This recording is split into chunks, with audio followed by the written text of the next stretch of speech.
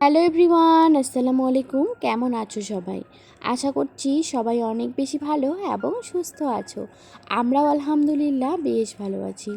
নতুন একটি দিনে, নতুন একটি সকালে, নতুন একটি ভ্লগে তোমাদের আবারও ওয়েলকাম জানিয়ে আজকের ভ্লগটি শুরু করছি। রোজকার দিনের মতো আজকেও কিন্তু একদম সকাল থেকে শুরু হয়ে গেছি একবারে রান্নাঘর থেকে।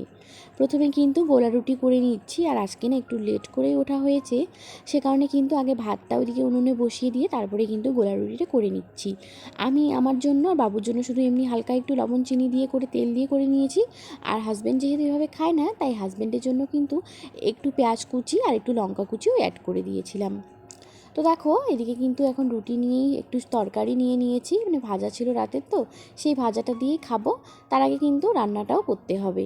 তো এদিকে কিন্তু এখন আজকে রান্না করব সয়াবিন আলু। তো সয়াবিন আলুর জন্য ফোড়ন দিয়ে দিলাম তেজপাতা, শুকনো লঙ্কা, তারপরে দিয়েছিলাম কাঁচা লঙ্কা আর পেঁয়াজ। তো আমি কিন্তু সয়াবিনগুলো ভাজতে দিয়েই কিন্তু প্রথমেই দেখো নামিয়ে রেখে দিয়ে তারপরেই দিয়ে দিয়েছিলাম ওই কড়াইতে পেঁয়াজ। আর পেঁয়াজগুলো সব কিছু ভালো মতো করে ভেজে নিয়েই আলুটা দিয়ে দেবো। তো এখানে দেখো অফ ক্যামেরায় আলুটাও কেটে নিয়েছিলাম। এখানে আলু আছে, তারপরে কিন্তু আর তেমন কিছু নেই, কারণ আজকে না সবজি দিয়ে আর রান্নাটা করিনি, শুধু আলু দিয়েই করেছিলাম। তো দেখো আলু আর সয়াবিন রান্না করেই কিন্তু আরও ছিল তরকারি। তারপরে কিন্তু এদিকে সালাদও করে নিয়েছিলাম।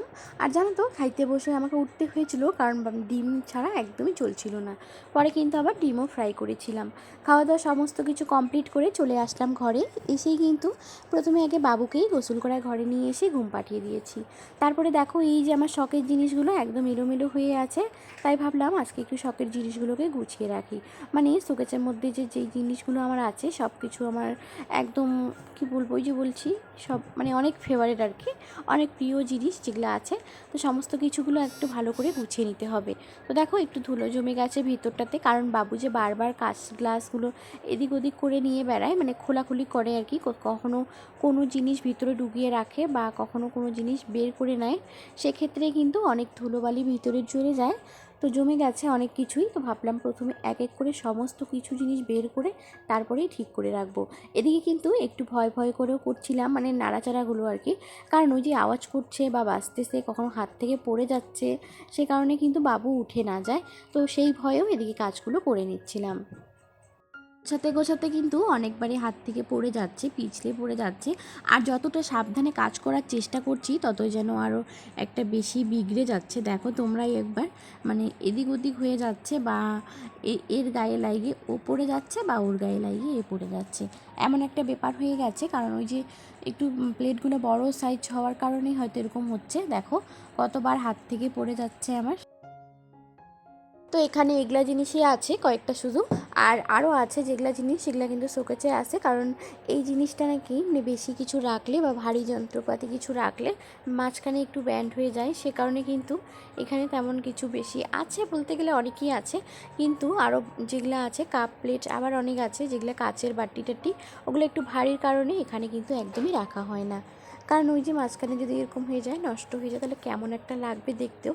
আর এটা জিনিসটাই আমার হচ্ছে অনেক শখের। আমি মানে এটাকে আমাকে হাজবেন্ড দিয়েছিল 4 বছর অ্যানিভার্সারিতে আর কি, আমাদের বিয়ের 4 বছর অ্যানিভার্সারিতে এটা আমার গিফট ছিল। তো সে কারণে অনেক যত্ন সহকারে রাখা। তো দেখো এখন কিন্তু সমস্ত ঠিক মতো করে গুছিয়ে নিয়েছি সব কিছু। আর কেমন হয়েছে গোছানোটা অবশ্যই কিন্তু একটু কমেন্ট করে জানিও তো। আমার কিন্তু গোছাতে অনেকটাই টাইম লেগে গেছে প্রায়।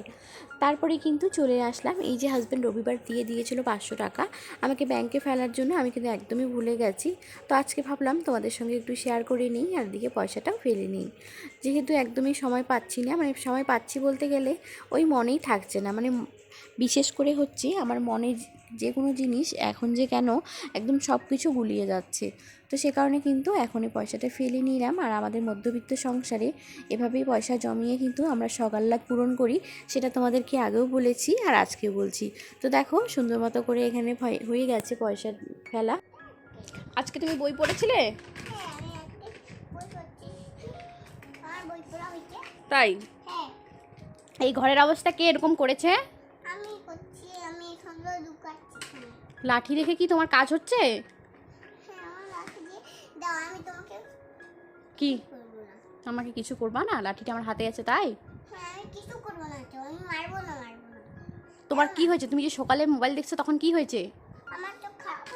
চোখ খারাপ হয়ে গেছে? আচ্ছা, আর মোবাইল দেখবা? অনেকক্ষণ করে মুছে দিবে তখন পালাই যাবে। তাই? হ্যাঁ। আরো মোবাইল দেখবা? হুম, হ্যাঁ, দেখবি। এইটা দেখেছো?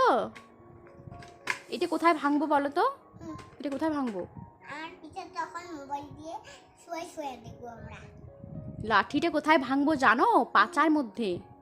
ঠিক আছে, তাহলে ওকে শুয়ে শুয়ে মোবাইল দেখ।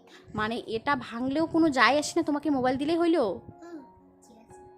আবার বলে ঠিক আছে। দেখো গাইস কি অবস্থা, ওর মোবাইল লাগবে তবুও মার খেতে রাজি, কিন্তু ওকে মোবাইল দিতে হবে। তাই তাড়াতাড়ি বেড ক্লিন করো, তাড়াতাড়ি বেড ক্লিন করো। আমার টাকা না, লুকে আছে লুকে। লুকায় আছে বলতে হয়। সব কিছু পরিষ্কার পরিপাটি করে নাও তাড়াতাড়ি।